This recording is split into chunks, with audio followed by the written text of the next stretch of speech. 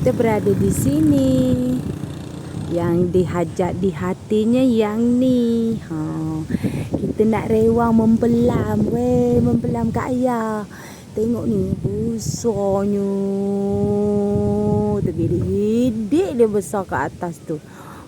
Ni pelam Kak Ayah tau. Kita orang nak kebas dia. Aku ambil juga engkau nanti.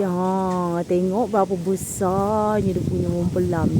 Ni kita kerjakan kuasa rumah Kak Ayah ni. Dah sekali-sekali singgah kat sini. Dah siap makan soto tadi. Kita rewang rumah Kak Ayah. Kuasa rumah Kak Ayah ni. Tengok berapa bersih dia punya halaman.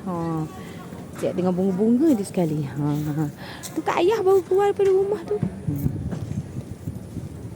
Ni dia tanam bunga makauta. Dia tanam warna-warni Ada warna merah, ada warna tu. Ni merah. Ni bergabung pula warna dia.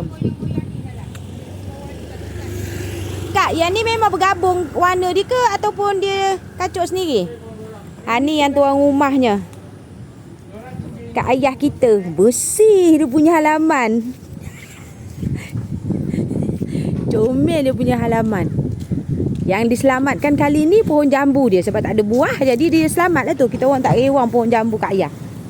Siap. Macam-macam ada Kak Ayah tanam. Ni pohon jambu ni selamat lah. Bau bunga Kak Ayah. Jambu apa ni Ayah? Jambu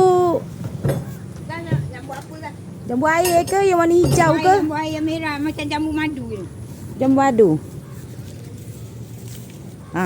Kak Ayah dah bawa penjolok dah. Kak Ida yang atas tu sebiji tu bersono kan? Ini yang kita kerjakan. Tu yang sebiji tu kan? Aku jangan ambil kau pucut. Kan? Baik-baik kereta. Kita rewang buang pelam. Ketuanya Kak Ayah kat sini. Dekat pasar malam. Dekat bakso. Yang tu kan Kak? Nampak tak yang kat atas tu? Besar meriah. Kak Ida, mana buahnya? Ni besar. Kan? Memang kau-kau. Dapat Kak?